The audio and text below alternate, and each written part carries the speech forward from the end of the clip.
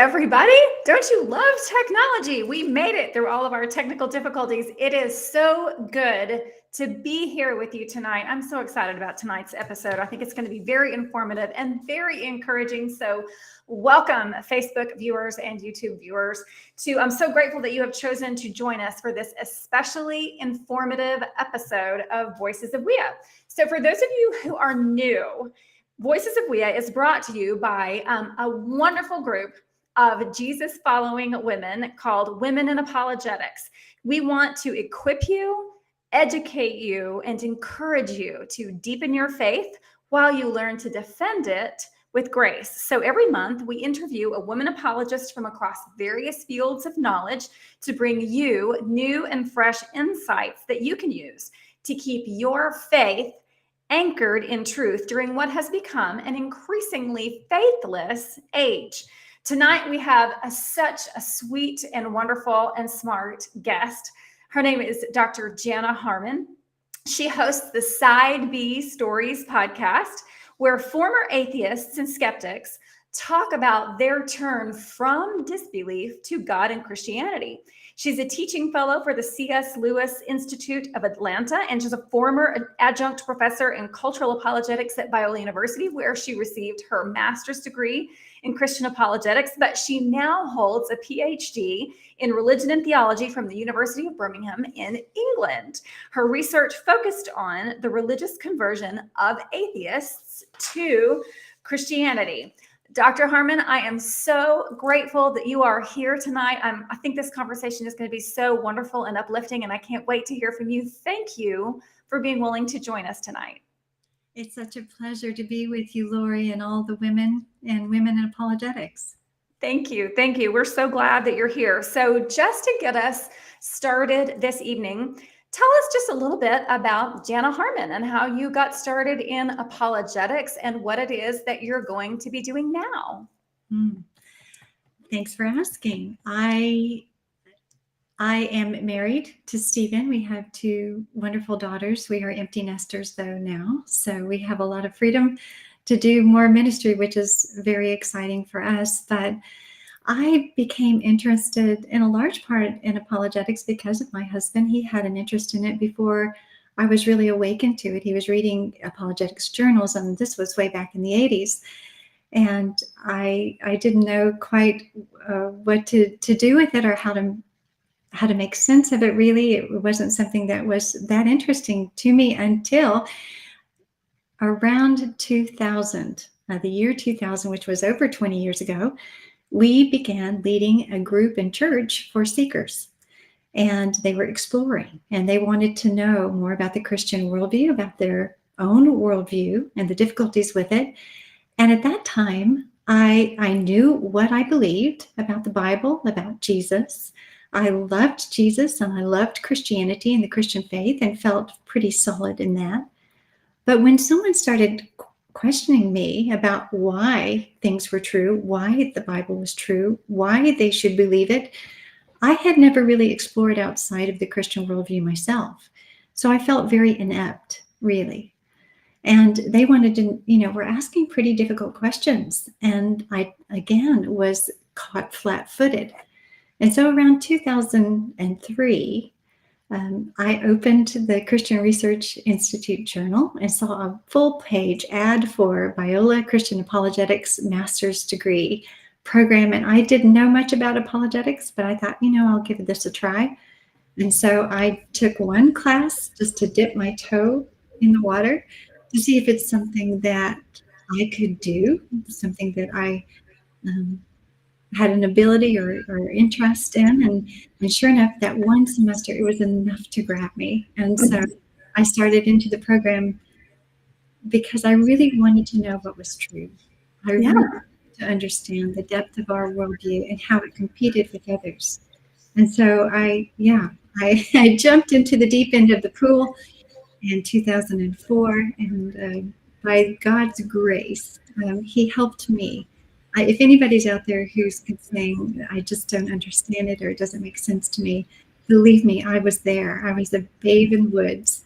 And the Lord was so very gracious to helped me to learn how to think critically about issues, how to think more deeply about our faith, and it has been transformative is the best word that I can say. It's given me a whole new view of life and reality through Christ. Mhm.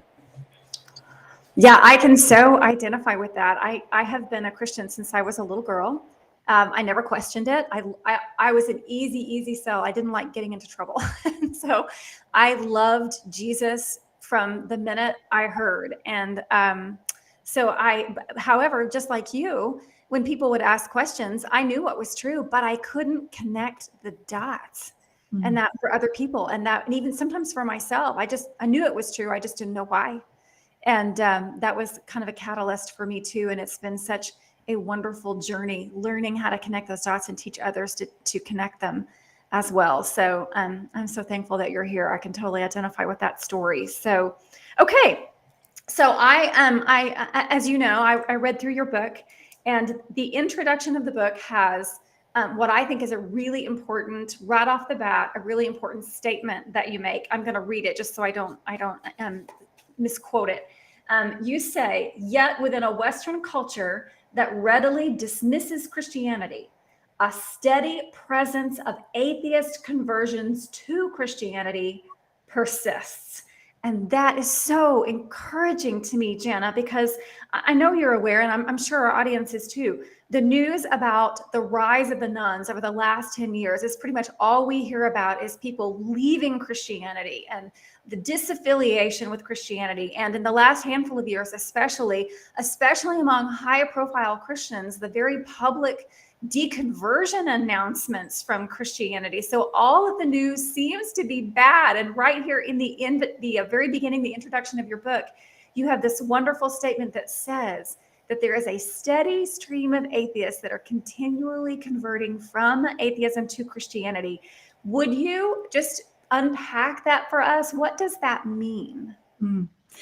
Yes. If I can be anything tonight, I hope I'm a voice of hope. Yes. Because you're right.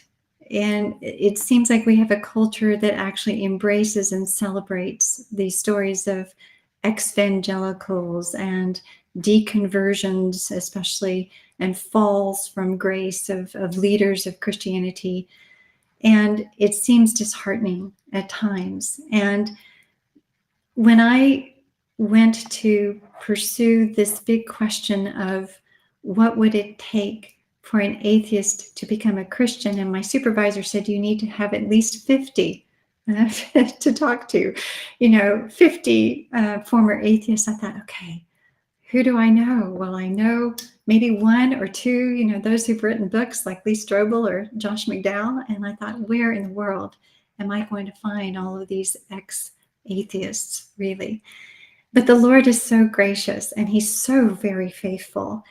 And he has shown me through the past 10 years that there are a number of people who, yes, live in this culture that, I think sometimes those who reject the faith, who leave the faith, they want to reject Christianity because they no longer think it's good or they no longer think it's true. But I don't believe many times that they know what they're embracing. They know what they're rejecting, but they don't know what they're embracing. And when they move away from God to a godless view of the world or their godless view of reality. But those who've been living in it for a while, they understand what it feels like to live in darkness and a culture that's chaotic, confused, that's floundering. It is not promoting human flourishing. Mm-hmm. And there are a lot of people out there, a lot of people living in a godless reality, in a godless world, and they want something more. And so I think, the good news, even though we're hearing all of this move away from Christianity, the good news is, I think when someone has lived in a godless worldview and sees, we're now seeing a lot of the effects of godlessness, and we're seeing despair rise in our culture. We're seeing anxiety and depression and drug use and suicides and all of these things that are manifesting in a godless world. And so we are finding that people are actually more open, perhaps now, than they've been when they didn't really fully appreciate where that all led or where it leads. But now we're seeing so much manifestation of that we're seeing more people who are becoming open to the possibility of God again, which is very, very encouraging. Throughout my research, too, the Lord was very gracious. I ended up having a list of over 100 names to draw from. And since I left my PhD and started podcasting all of these stories, I'm telling you, Lori, they are coming and coming. I have stories recorded into April now because they keep coming. And I think these stories need to be celebrated. There are people who are looking for God in the most unusual people looking for God, people we think we might have written off, like atheists, like skeptics, but they actually are looking for something more, for someone. They're looking for Jesus. They just sometimes don't know it yet. Sure. And I appreciate what you said about having lived in godlessness. And I assume that what you mean is essentially, it's one thing to say, God does not exist and so I can live how I want. That's very seductive and it feels very freeing. But if I understand you correctly, it's the implications. Once you start living into the implications of atheism, it becomes very dark and therefore lends itself toward that empty, unsatisfying and dark, that use the word dark, frame of mind that causes at some point people to potentially ask if perhaps there's not more to life. That's absolutely correct.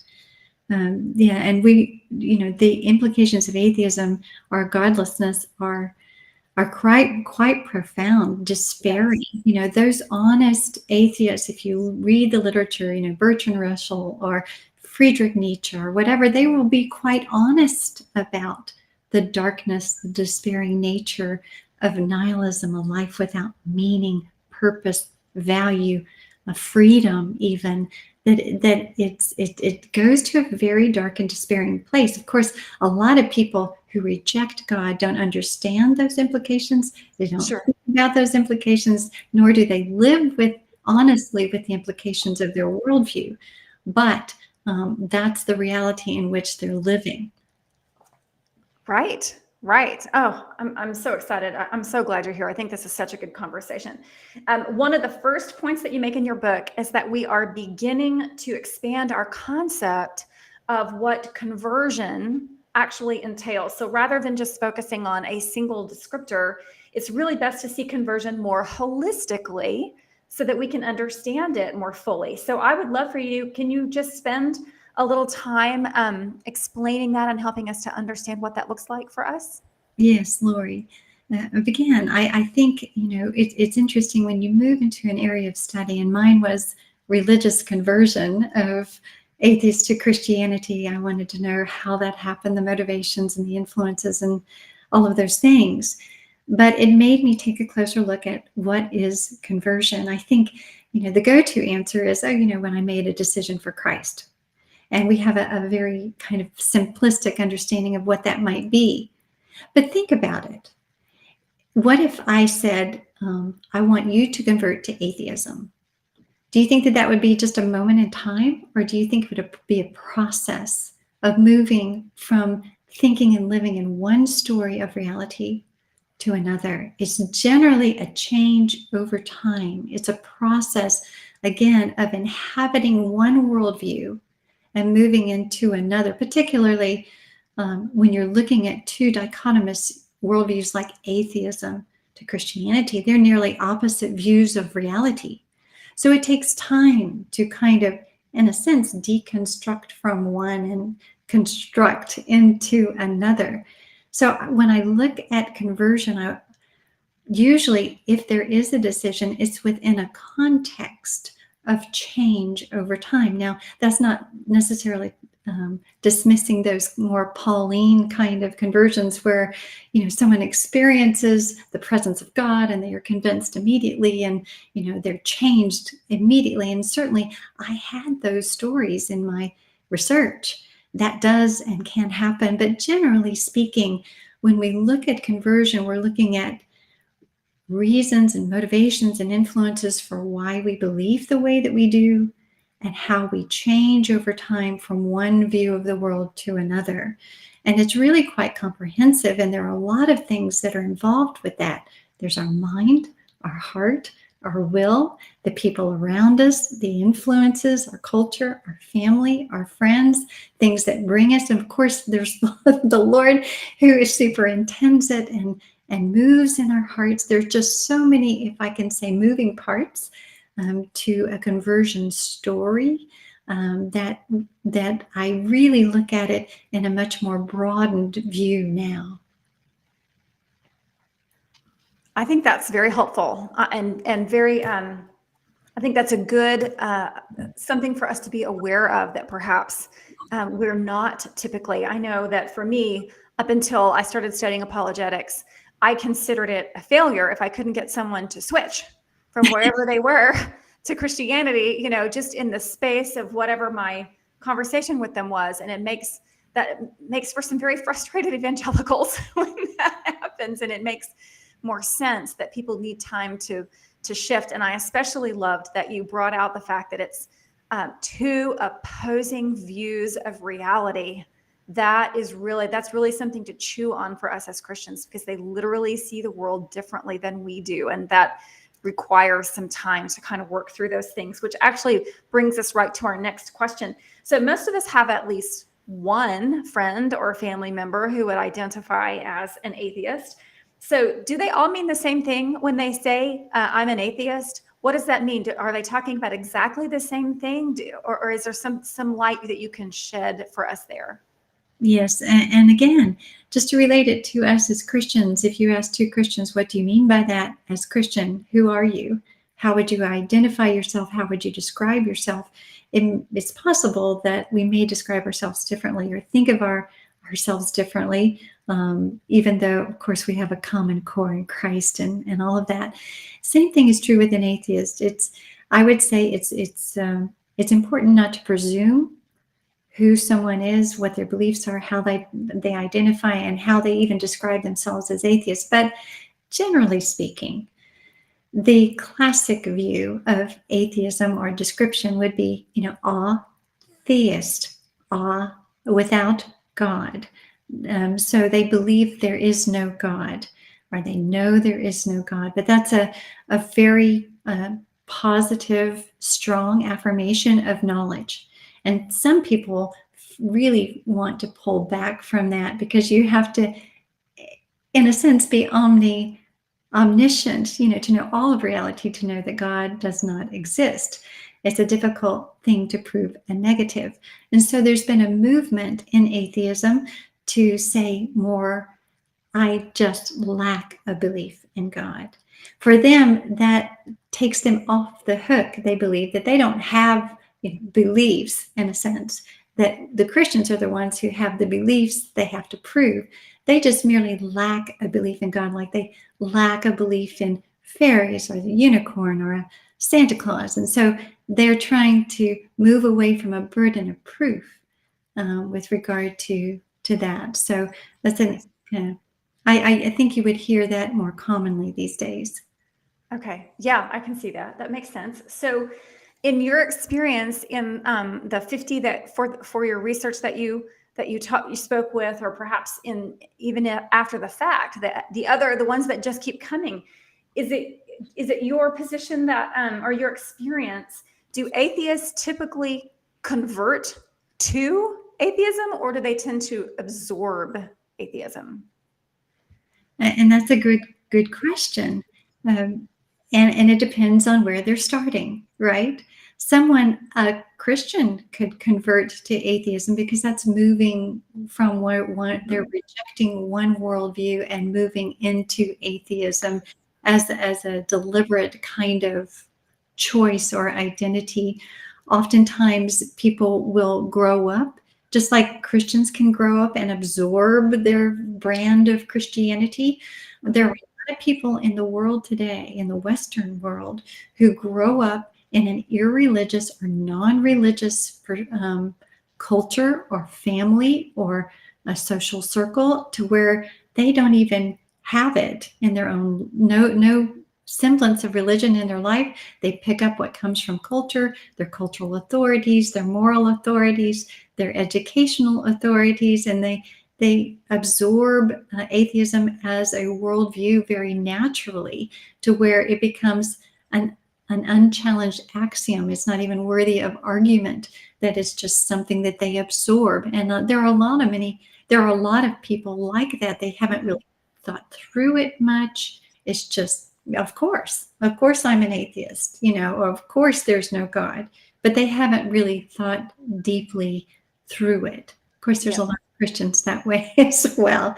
But yeah, so it can come both ways. It can come through an intentional pursuit and identification, when they perhaps find, say, for example, one of those deconverted Christians, they're asking questions, they're not getting sufficient answers, and so when they feel like there's some inadequacy in one worldview, and then they are convinced perhaps maybe science and religion don't go together, and they move that direction and they begin to identify. So it can be absorption, and it can be intentional conversion to atheism, both ways. That's good to know. That's very good to know. Because I typically think of someone converting, so to speak, to atheism in a high school or college, when they begin to wrestle through science classes and kind of walk onto the atmosphere in campuses, which are typically very irreligious. So does your research confirm that? Is it a young adulthood kind of thing? Yeah, also a very good question, because I think there is, because of all the statistics that we've heard of adolescents who leave faith behind when they go to college, there is a presumption that the initiation of atheism comes with when they become exposed to these other ideas and people and situations.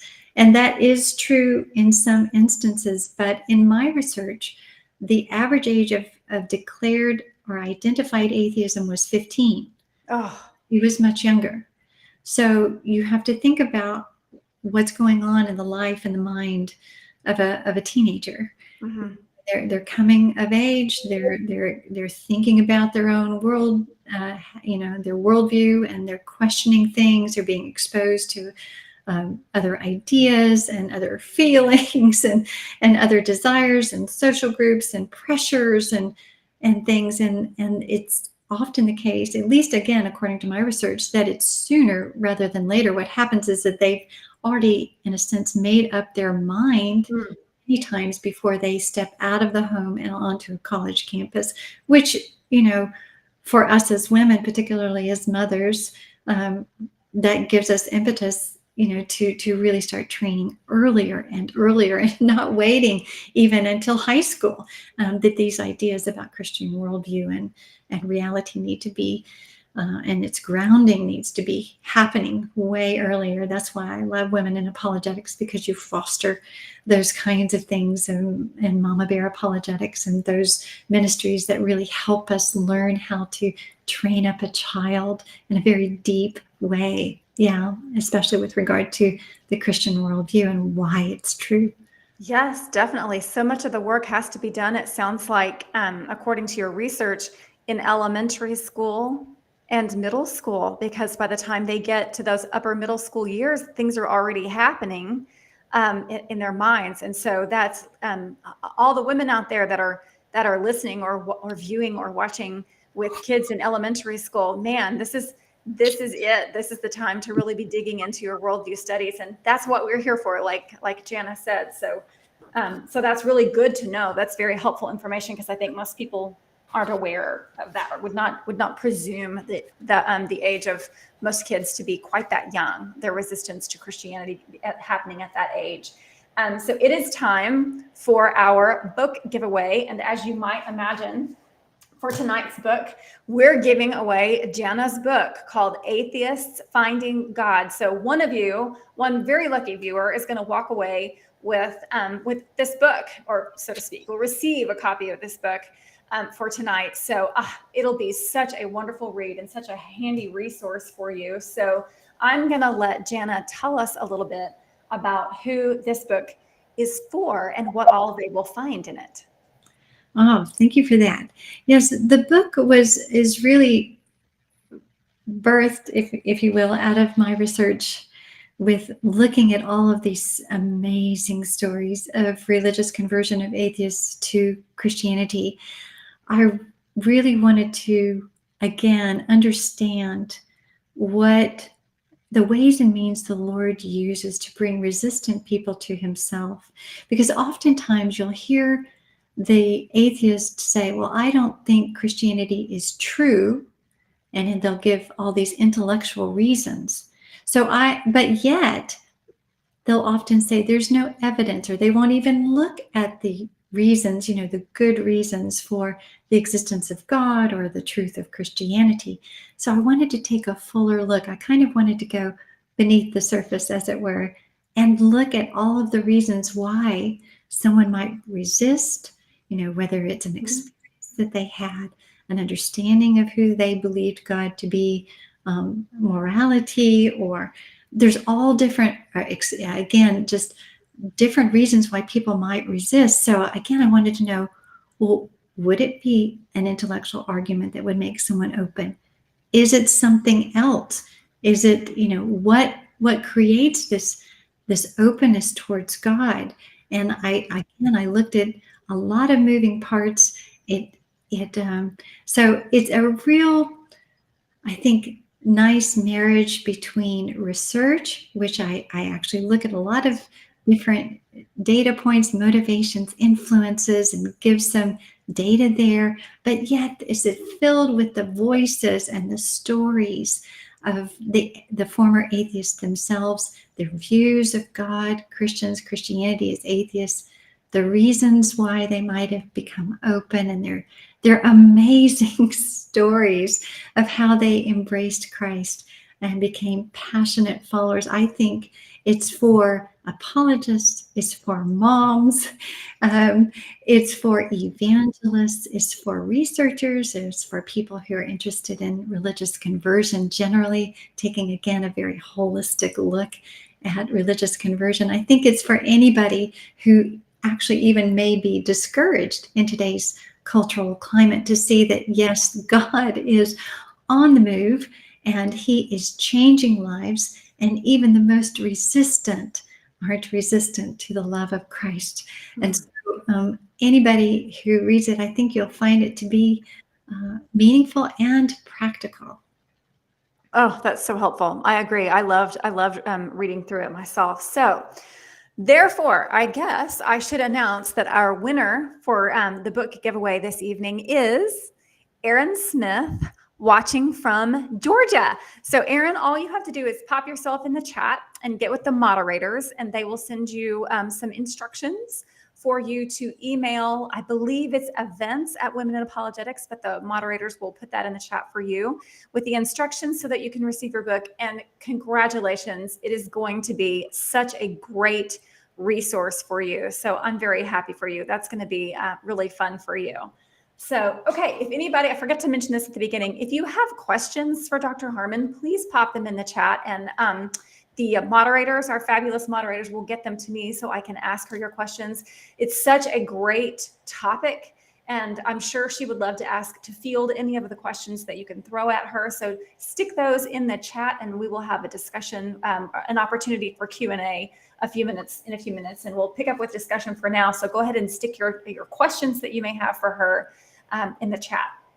Okay, so I've noticed over the years, as I talk with people or I've listened to their stories, that so very often people are Christianity is literally the last thing they want to investigate. They are so reluctant to give Christianity a start. However, for those who do manage to turn from atheism to Christianity, eventually they will say that something cracked the door open, even if it's just a little tiny bit. Something happens that gets them to consider that Christianity might be more reasonable than they thought, or there might be some truth that perhaps they hadn't known before, or maybe there was, like we were talking earlier, Jana, there might be something about their own atheism that they realize isn't true or doesn't work. And so they start pulling the thread, and that gets them to pull a little bit more and a little bit more. So what can you tell us about what it is that it takes for somebody to move from being totally closed to Christianity to open to it? What does that look like? Are there any common themes? Are there any nuggets of wisdom that you can give us as to what that might be for people to move them from one to the other? Yes, for me, that was the $1,000,000 question. If someone is so resistant, what's going to make them open to another point of view, particularly God? Because in my research, 2/3 of them said they thought they would never change from atheism, but yet, they were across the computer or the table talking to me as a passionate follower of Christ. So, it's like, okay, what was it then? Usually, and think of it again in your own life. If you're happy and you're contented and all is well, there's typically no reason to change. A lot of people don't think very deeply about their views, why they hold the reasons that, or why they hold the views that they do, until something disrupts your life. When a disruptor comes in some form, then sometimes we're prompted, in a sense, to reconsider what it is we actually believe. These disruptors came in different forms. The first one I'd like to mention is when someone becomes disillusioned. That is, they become we referenced this earlier, but everyone wants a good life. They want to make sense of their life, whether it's existentially, that is, they want to feel happy and content and like their life means something, that it's going somewhere.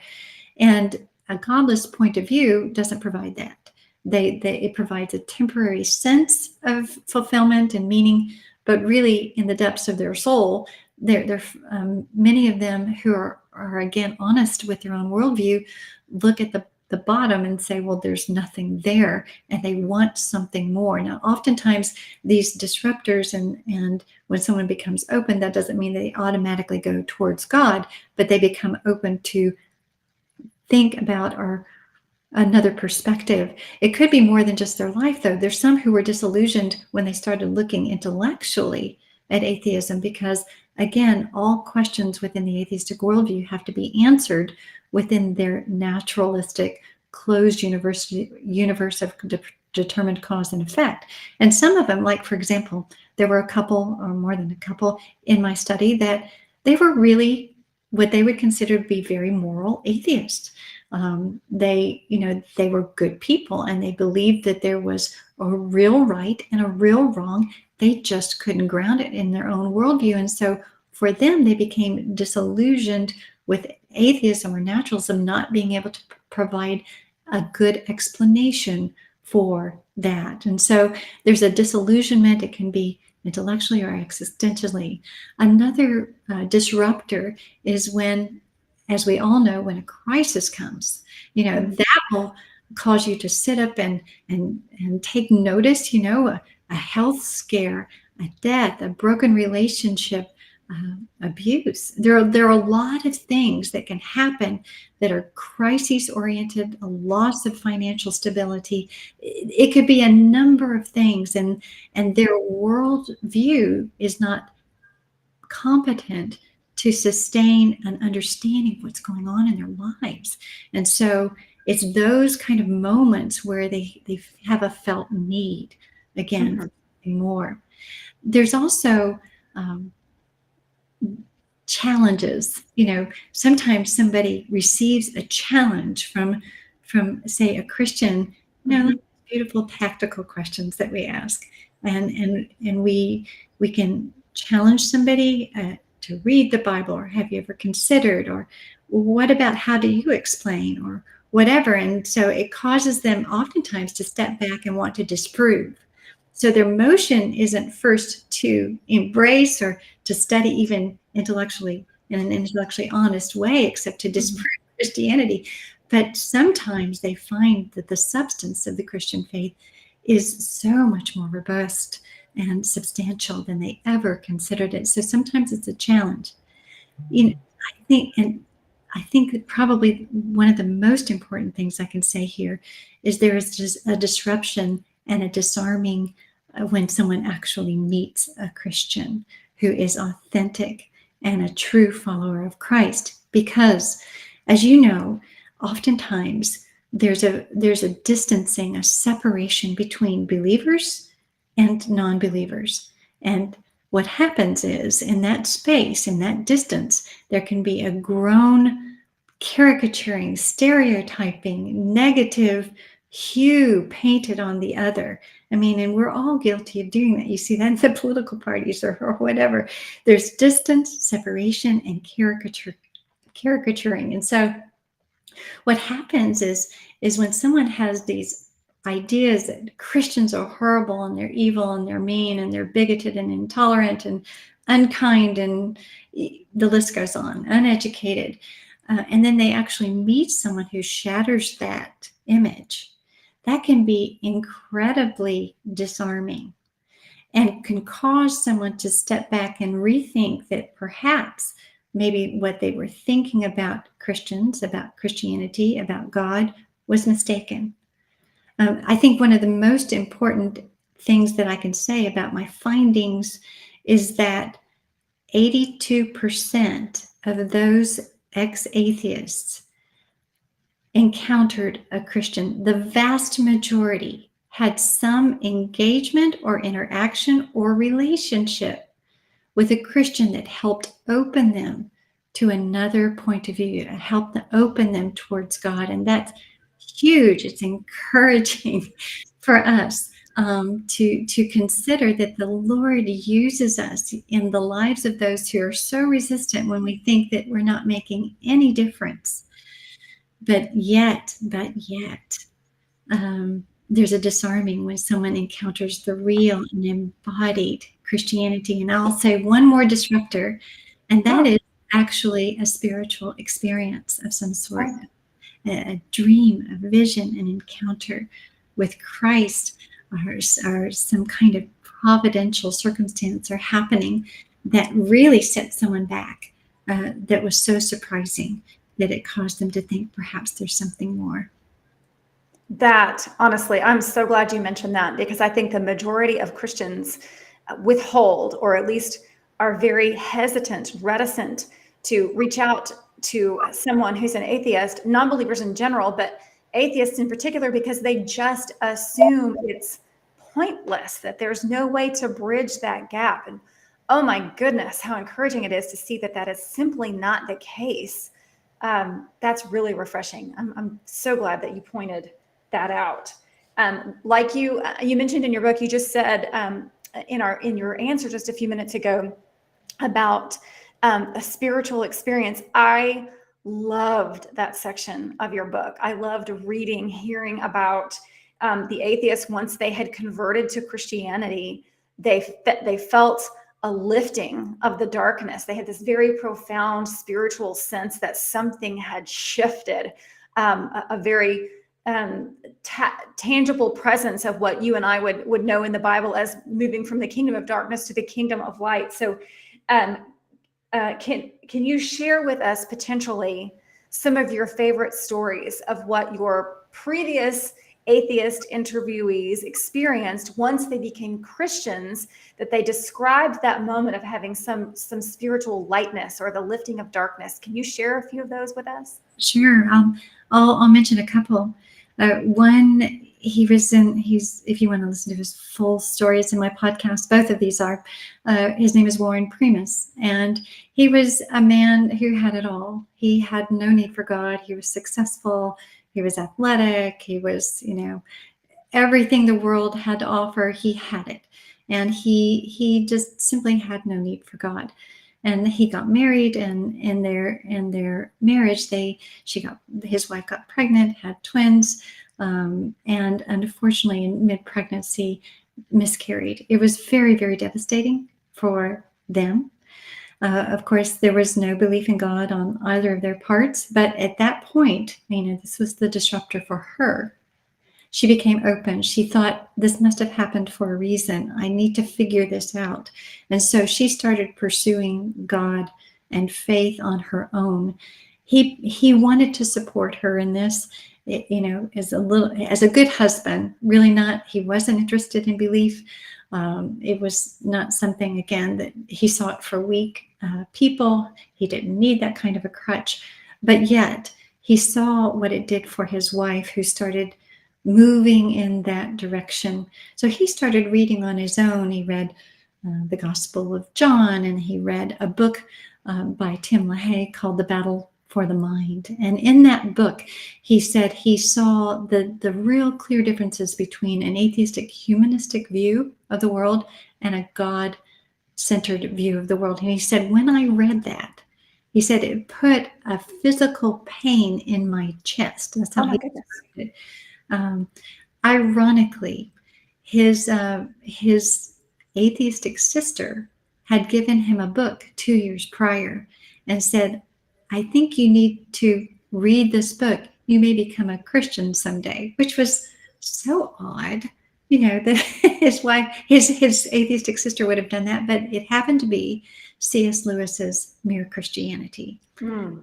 So he started reading the book, and of course it grabs you pretty quickly, but he could tell just from even the first chapter that there was a moral law, there was a moral lawgiver, and he had read enough to know that he was a sinner.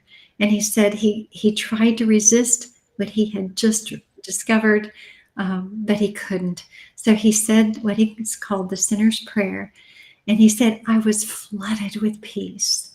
And he said that physical pain in my chest, and he pointed to it, and he said, that was gone, and it never came back. Oh. So that was something that he harbored. He said for a few months he felt it physically, palpably in his body, which is an interesting way to put it. Another one is Alex Blagojevich, and he again is in my podcast, tells the whole story, and to hear him tell it would be a lot more exciting than me, because he's just so in love with Christ. But he is from France, and France is kind of a dark culture as it is, and there he found deep depression. He actually moved to the United States to see if he could find something apart from this godless reality. Although he wasn't looking for God, he didn't believe in God, but he struggled so with just oppressive darkness and loneliness. And he recalls one incident where he was in such desperation. He said, I called out, and he said, I wasn't calling out to God because I didn't believe in God, but nevertheless, he had what he called an out-of-body experience, where the Lord took him. And if you're familiar with near-death experiences, oftentimes there will be something called a life review, where Jesus will, or you will see your life in a sense prior to, and you'll see all aspects of it. But what Alex said was, Jesus was with me. He showed me how he had carried me through my life, how he had walked with me every bit of the way, and that how much he loved me. And the way that he describes it, he said, I was overwhelmed through this experience. He said, when I felt the love of Christ, I felt like my heart was going to burst. He said, I had to unbutton my shirt. He said, I felt like my chest was going to explode. He said there was so much love and peace and goodness coming from Christ, and joy. And if you met him now, he said, all that depression and that loneliness went away suddenly. And he said, if you met him now, for me, the way I describe him, and I've told him this, is he's like a modern day Paul. His enthusiasm for Christ, I don't think there's anyone he meets without telling them about Jesus. He's just extraordinary. Talk about a life change emotionally and in every way. He met the person of Christ, and he has no longer been the same. What great stories. What fabulous stories. That's so encouraging. Of all of the findings that you collected in your research, was there something specifically that surprised you the most? Well, I think there were a few things that really surprised me. I think one thing is, again, I mentioned this before, that when we talk and listen to atheists, oftentimes they will say that they don't believe in God because it's not true. Um, and so we think somehow that an argument or a piece of evidence is going to be that thing, is the opener, is the door opener. And for a minority, it was. But for the vast majority, 80%, and I think this is huge, especially for our apologetic, the vast majority were open to God because they found something good or attractive or desirable about it. And so, and then only then were they willing to pursue whether or not it was true. So again, I think it gives us some insight into the human heart and how, we follow things, or we want things to be true that we find attractive. And so if we can make Christianity attractive, like Blaise Pascal says, make Christianity attractive, make people wish it were true, and then show them that it is. That was what I found. I think he lived in the 1500s or 1600s or something. That's what I found here 500 years later in my research. That is true. We follow our desires. So that was informative for me. The spiritual experiential aspect was very surprising to me as well. Oftentimes you hear of these kind of spiritual experiences in Muslim or third world countries, but you don't often hear. I just wouldn't have considered it in the atheist, but the Lord is active everywhere, showing and revealing Himself to people. I think that was interesting, and I think the other thing that I can't say this enough is the role that Christians play in the lives of the people who are coming to faith from a strong place of resistance. That was encouraging to me.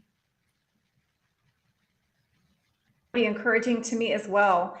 In fact, if we have, if our viewers out there have friends or family members who are atheists that they'd really like to reach, is that where you would recommend that we start? Is simply by showing them the love of God or the goodness of God, or helping them understand that perhaps the Christianity that they believe to be true doesn't actually represent Christianity? Where would we start with them? Yeah, I think you're right. If the first thing I would say is to befriend, be in the lives of people who don't believe. One person said, when you're an atheist, there are not that many examples of Christianity. I mean, again, there's generally a distancing, a cultural distancing, a social distancing. And so what messages are they hearing? They're hearing cultural messages about Christianity is not only not true, it's bad, it's irrelevant, it's evil, it has nothing for you. And I want to say too that when I asked them why they didn't believe, there are many reasons why they didn't believe, but the most prominent reason why they didn't believe, 62%, said that it was for personal, subjective reasons. It wasn't because of an argument or because they couldn't find evidence here or there. That meant for me that they couldn't feel or see God in their lives somewhere. And so what we can do as the people of God, being the presence of God in someone's life in a tangible way that they can see and feel. They can also see what life could be like in an embodied way. We're such a visual culture, and we can see pictures and lives, and we can see the difference between one life and another. And if we're engaged in someone's life, they can actually see that in a very palpable, tangible way. Again, that defeats all of these bad stereotypes. It raises the plausibility of a Christian life when it's well lived and well ordered, and our desires and our lives are in order. So being present is, first of all, I would also say to be patient, because as I mentioned earlier, a lot of them have no desire to change. They're very resistant, and it's only until the disruptor comes that they become open. So you have to be patient in the process. So it's a matter of playing the long game. It's not an in and out. It's not a project. It's not. It's a real relationship of someone who is feeling and experiencing the love of Christ in their life. It's someone, we're being available for them. We're loving them. We're serving them. They're seeing what hospitality looks like, generosity looks like, genuine care in this, and community and belonging in this isolated culture. We're giving them a way of thinking about God that's very different, but being patient in the process, also being very prayerful. I would say there's so many stories where people have been praying when there's no relationship, when presence isn't possible, or even when it is. The power of prayer is extraordinary. There are so many stories in which someone has said, my grandmother had been praying for me, or my wife, or my friend, and I had no idea. So prayer makes a difference because, it is the Lord who softens the heart of stone and creates a heart of flesh. So I would, but also, and again, this is women in apologetics. So we need to be preparing so that when those conversational opportunities come, that we are prepared to answer the reasons for the hope that we have. And there's so many resources that WIA has. There's just so many ways to plug in and engage and start learning. But being preparing in the process is extremely important, because again, there is a very, very strong impression among atheists that Christians are uneducated people. Not one former atheist in my study thought Christians were educated people. That was a terrible indictment, and in some ways deserved. But WIA and groups like WIA are equipping all of us who really want to learn, and giving us tools and resources and ways to prepare for those meaningful conversations, so that we can show that the Christian worldview is not only good, but it's true and it's real and it's substantive. Yes. Oh my goodness. I love that so much. So if you don't take anything else with you, viewers who are watching, learn and go. Go and learn. Even if you have to learn on the fly, go take the Christ who is within you. Go reach out to people and learn as you go, because they need to hear from you. So, I just love that so much. Okay, so we do have a couple of questions as we wrap things up really quickly. One of the questions from our viewers says, what type of theology do atheists typically convert to? Do they tend to embrace kind of a traditional Christianity, historical Christianity, or are they more like a modern liberal seeker type Christianity? That is a terrific question. I think it's funny because, and I laugh about it, because my examiners in my doctoral program were, I think, a little bit surprised by my finding that the vast majority moved to a very conservative form of Christianity, mostly evangelical. Because you have to think about it. I think this is a tremendous move. When you're moving from saying you don't believe in God to where you do, it is a tremendous shift with a lot of cost and a lot of consequences. And those, at least that I've researched, and those whom I've studied, are, again, passionate followers of Christ. They are passionate about truth, and I mean truth with a capital T, not in a postmodern way, not in a progressive way. For them, I don't think it would be worth it. Because the cost is too great. They understood the juxtaposition between a really, truly God-centered worldview and the one that they were rejecting, and the one that they were embracing. So yes, it's interesting. They are full in a very conservative, typically very traditional way. Oh, wow. That's so encouraging. Very insightful, because it does cost them a lot. I hadn't thought about that, but that would definitely affect where they landed theologically.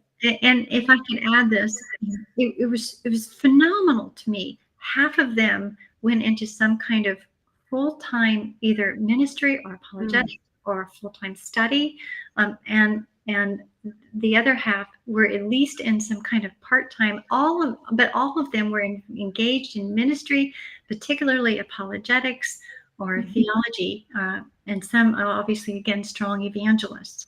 So it's not uncommon for them to move from atheism to a very strong presence in apologetics. Oh, that's so encouraging. I'm going to squeeze one last question in here before we wrap up. And it is, do you find in your research that the problem of evil was a common complaint among atheists before they became Christians? Yes, in the sense that I would say it wasn't a majority.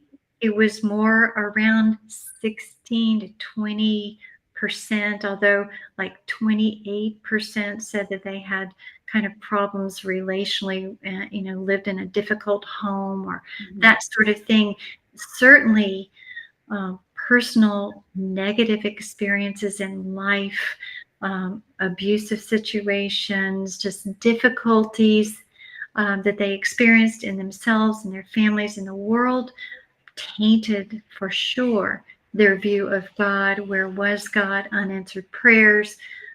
There's all of that in the mix. If there's an expectation of who God is, and then when God doesn't show up, there's doubting, there's dismissal, there's anger, there's rage, there's contempt. There's all of these negative emotions that can often be associated, not only sadness and disappointment, but anger and rage. There's a lovely interview with Nigel Goodwin, and he talks about God, dismissal of God because, he's bad or mad or, or someone's sad, so there's these things that are caught up. I mean, it's a real issue, very personal, very palpable, why some people obviously rejected God. But yet, if I can say this in terms of what seemed to be healing with this more emotionally based atheism, was the love of Christ through his people. When they experienced the love and care from Christians, they began to take another look at possibly God isn't as bad as they thought. Perhaps he's there and perhaps he cares. And again, the presence of Christians in the lives of the unbelievers, I can't stress that enough. Oh, well, I hate it that we were basically out of time, because I feel like I could sit and have a conversation with you for another hour or so. This is really so refreshing and so encouraging. I think so many of us, like I said before, are so intimidated by the thought of trying to reach out to an atheist. We don't even know where to start, and so therefore we don't try. And it sounds like we are inadvertently contributing to that distance that you spoke of by not reaching out and not being intentional. And so this is so encouraging to me, and I hope it encourages everyone else also to take a step in that direction and start the process of having conversations and meeting people and learning, like we talked about, learning how to be prepared with those answers in the event that you get a question. And I think it's never a bad thing to say, I don't know the answer to your question, but I know there's an answer out there, and I'll go find it, and we can go find it together. So thank you so much for coming on our show tonight and sharing all of this with us. I know that you can be found at Side B Stories podcast and the Side B Stories website. Also, you have your Jana Harmon on Instagram as well. Is that correct? That's correct. And Facebook too? Yes. Okay. Facebook, Jana Burleson Harmon. Okay. Excellent. So viewers, you know where to find Dr. Harmon if you go looking for her. And I will vouch for her podcast. It is so helpful to listen to, just to see that these barriers can be broken down, and to learn some of the language that is used and the reasons that is used So I think it's such a wonderful resource. Her podcast is such a wonderful resource. So you will definitely want to go check that out. In the meantime, thank you so much, Jana, for joining us on this show. And for those of you, if you enjoyed this interview, please come back and see us next month. This is a monthly show for us that we try to interview someone from apologetics who is female and just talk about how we can deepen our faith, defend our faith, and equip and encourage one another to do it with grace as well. And if you would be interested in being a key partner with us, that helps us so much to just keep things running. But if you can't, you might consider volunteering with us. I've been with Women in Apologetics now for a little over a year, and it is a gloriously wonderful, friendly, smart group of ladies that all have a real heart for the Lord. So you might consider volunteering as well. You can find us on womeninapologetics.com. That's our website. You can also find us at Women in Apologetics on both Facebook and Instagram. So I hope to see you next month. Thank you so much for joining us tonight, and we will see you in the next episode. God bless you.